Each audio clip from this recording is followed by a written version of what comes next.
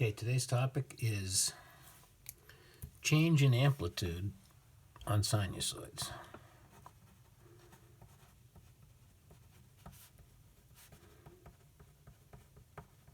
Okay, now first we'll be working with the sine. And it's good to have our parent graph of the sine ready to go so we can alter this parent graph. Now the parent graph of the sine goes right through the origin. And it looks like this. Oops. Could go down a little bit further than that. Okay, now if this is in degrees, that point is 180 degrees, 0. If it's in radians, that'll be pi 0. And if this is in degrees, this will be 360 0. And this would be 2 pi 0. Now this point right here in degrees is 91. In radians, that would be pi over 2. And this point in radians is 3 pi over 2, comma, negative 1. In degrees, that would be 270 degrees, negative 1. Now we're going to do both. Okay. Now here's the way we're going to do this. These are called critical points. The high point and the low point, this point over here, by the way, would be at negative 90, negative 1 for the sine graph. This is the sine of theta, or the sine of x. Doesn't really matter what the variable is. These are critical points, high and low points. These are called inflection points. Now, when we graph all the transformations over the next several days, and this is going to take us a week or maybe a week and a half or so to do this before we have a quiz. Every inflection point and critical point should be clearly labeled on all your graphs. Now, when we did the parent graphs, I made you put some extra points in there. We're not going to have to do that for these, but I'll require every inflection point, every critical point. Today, all we're going to do is amplitude. Okay, problem number 1. Now, in the book, this is what it says. Y is equal to 4 sine x. Now, what I'm going to do is I'll give you, and I'll put this on the assignment every day. I'll tell you, and I'll post these things, that I expect this one to be graphed and in degrees, and I'll put this on the dashboard, and this will be from negative 90 to 360. I won't be able to put the degree symbol on dashboard, but I'll put this a D and meaning this interval negative 90 to 360. Okay, so what I would expect you to do is draw a set of axes. And if I'm going from negative 90 to 360, this is 4 times that. 360 is 4 times 90, so I put a tick mark here and maybe 4 equally spaced tick marks there. Each one of these will be 90 degrees. Okay, now the thing that's going to change here is the y value, because we're going to multiply every one of the y coordinates that we see on the sine graph by 4. That's called a change in amplitude. So every time we look at a y coordinate for one of these critical points or inflection points, we're going to multiply by 4. All right, well, 0 doesn't get multiplied by anything, but 90 degrees gets multiplied, or 1 at 90 degrees, the 1 gets multiplied by 4. So this would be 90 degrees, comma, 4. Over here, at negative 90, we're going to multiply that by 4. So that'll be negative 90, negative 4. Negative 1 gets multiplied. Okay. Moving along. And this is, we call this a quarter cycle between here and here. Now, the entire sinusoidal graph, it repeats itself after one cycle. It just keeps going. It never changes. That's called a cycle. So if it's one cycle between here and here where it repeats itself, this is called a quarter cycle. Now we're just gonna move by quarter cycle. All right, so here at 180 degrees, that'll still be 0. because 0 times 4 is 0. At 270 degrees, we are at negative 4, and back at 360 degrees, back to 0 because 0 times 4 is 0. All right, well then all you have to do is connect the dots. Now we know that the sinusoidal graphs they're not straight lines between these points, so we make a smooth curve. Now I've always found that it's easiest to work from the top down instead of going up. But people have their own way of doing this. All right, well here's the graph that you have to produce for sine x. Now everything gets checked by grapher. Now this is how it's going to work. Well, that's left over. I have to change my mode. Back to function mode. Okay. So this one's in degrees. Now whenever you do this, first thing you do is you look at the mode, and if we're doing a degree problem, you put it in degree. Okay, so now I'm going to enter my function, and it's going to be 4 sine x.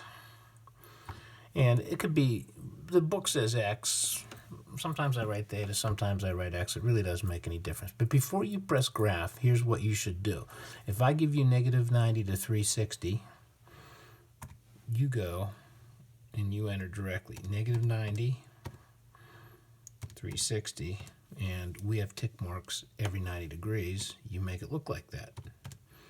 Okay, now my window goes from negative 4 to positive 4 on the y's. I'm going to make it a little bit more because I don't want it to be right up and down on the top. So I'm going to make negative 6 to 6 is fine, and the scale of 1 is good. All right, and now I just press graph. Now what you should see is a graph that looks exactly like the one that you have on your paper, or very much like it. It should start at the low point. We're going to go through the origin up to a high, okay, and it should have the exact same amount of cycles. In this case, this is 1 full cycle and a quarter of a cycle, so that's 1 1/4 cycles. These are very similar graphs, so this is good check by grapher. You should also, at times, put the trace on and type in the critical points. 94. All right, this is looking good. 270. Negative 4. All right, everything checks out here. This is how you check by grapher. Okay. Next problem is problem number 5. And it says y is equal to negative 3 sine x. All right, and again, this one is going to be, but this one's going to be a radian problem. And that's going to be from negative pi over 2 to positive 2 pi. Okay, now if I look at the parent graph, negative 90 degrees on your, if you look at your parent graphs, this was negative pi over 2, negative 1, and that's 2 pi. So I'm going to go from essentially the same type of deal, okay? But this negative 3 is going to have a change on us, okay? So, but first thing we do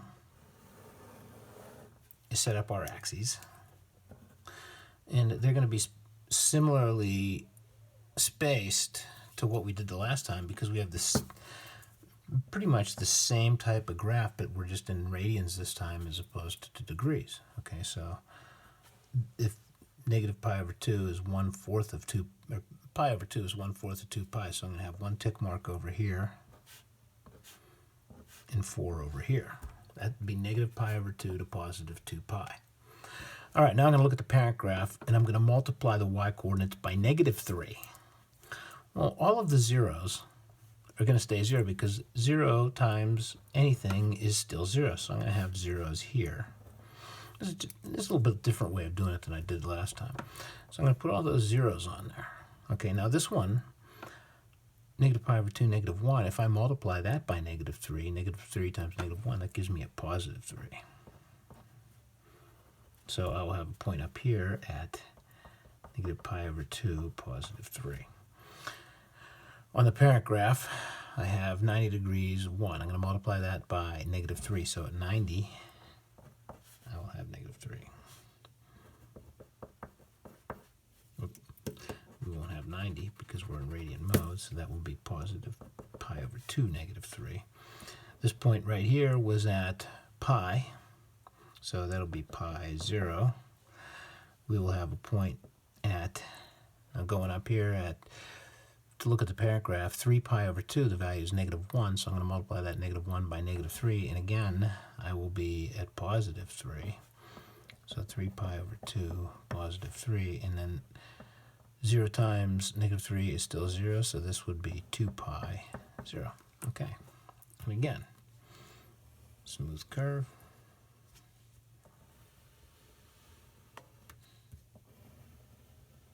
Okay, now the graph should look like that. Check by grapher. Okay, we're still in the... Okay, so this time we're going to have negative 3 sine x.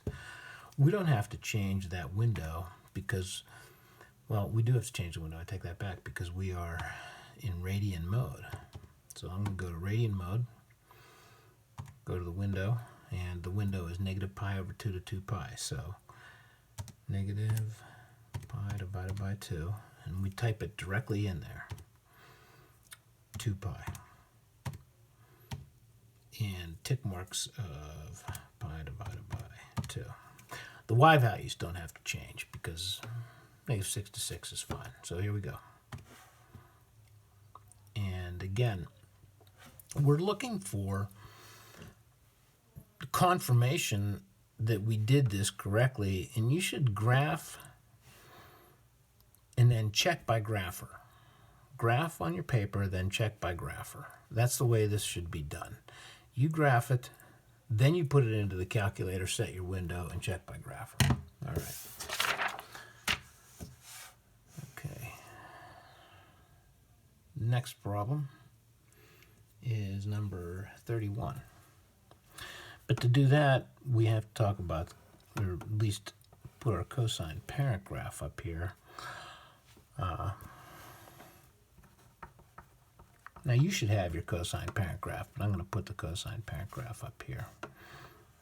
So, okay, and this will be negative 90, 0, 0, 1. Now that would, in radians, negative 90 would be negative pi over 2, 0. This point is 90, 0. It's also positive pi over 2, 0. This point is 180, negative 1. And these are on your parent graphs, and that's also pi, negative 1. This point is 270, 0, and it's also 3 pi over 2, 0. And this point is 360, 1, and it's also 2 pi, 1. Okay? All right, so now problem number 31 is going to be a radian problem. And the problem itself is y is equal to 2 cosine x, and it'll be a radian problem from negative pi over 2 to 2 pi. Okay, similar axes. Negative pi over 2. 4 tick marks to the right, 1 to the left. Okay, now again, the parent graph, we go to the parent graph, we multiply all the y coordinates by 2. This is an amplitude change. If it comes in front of the cosine, it's an amplitude change. We call that the amplitude. All right, so I multiply the 1 by 2. This becomes 0, 2. Pi over 2, 0 is multiplied by 2, so this is just pi over 2, comma 0. At pi, the value of the cosine function is negative 1. I multiply that by 2, and I get negative 2. At 3 pi over 2, 0, because 0 times 2 is 0. And at 2 pi, 1 times 2 is 2. Now over here on the left, at negative pi over 2, the value of the cosine is 0, so 0 times 2 is still 0. Negative pi over 2 curve.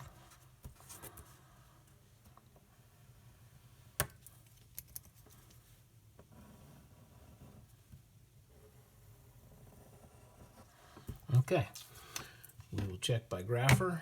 I am still in radian mode. My window hasn't changed. It's from negative pi over 2 to 2 pi. Even though those are decimals, that's what we entered in last time. And negative 6 to 6 is still fine. We'll be able to see what we need to see. And we will change the function to 2 cosine x and graph. And again, what we're looking for here is the graph to take on the same shape as what we're seeing on our paper. And we can check a couple of points. Let's check, put the trace on, let's check pi over 2. Should be 0, let's check pi. Should be negative 2. All right, good, everything's good. Okay, now today's last problem is number 33.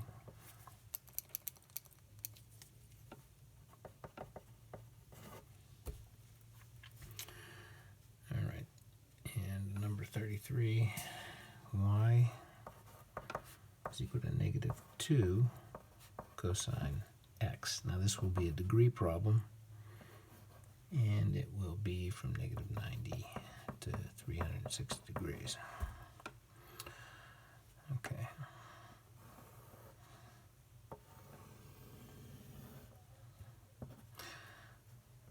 All right, if that's negative 90,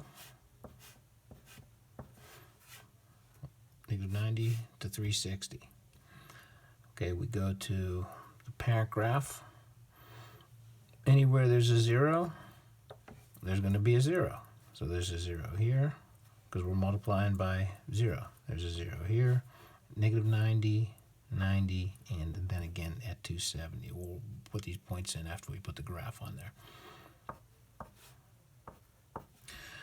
Okay, we're going to multiply the y values by negative 2 this time. So I'm going to multiply that by negative 2. So this point will be 0, negative 2. I'm going to multiply this point by negative 2. That gives me a positive 2. So this point will be, since we're in degrees, 180 degrees. Positive 2. That's a 0. And here at 360, we will be back down at negative 2. Okay, let's draw this in. Nice smooth curve.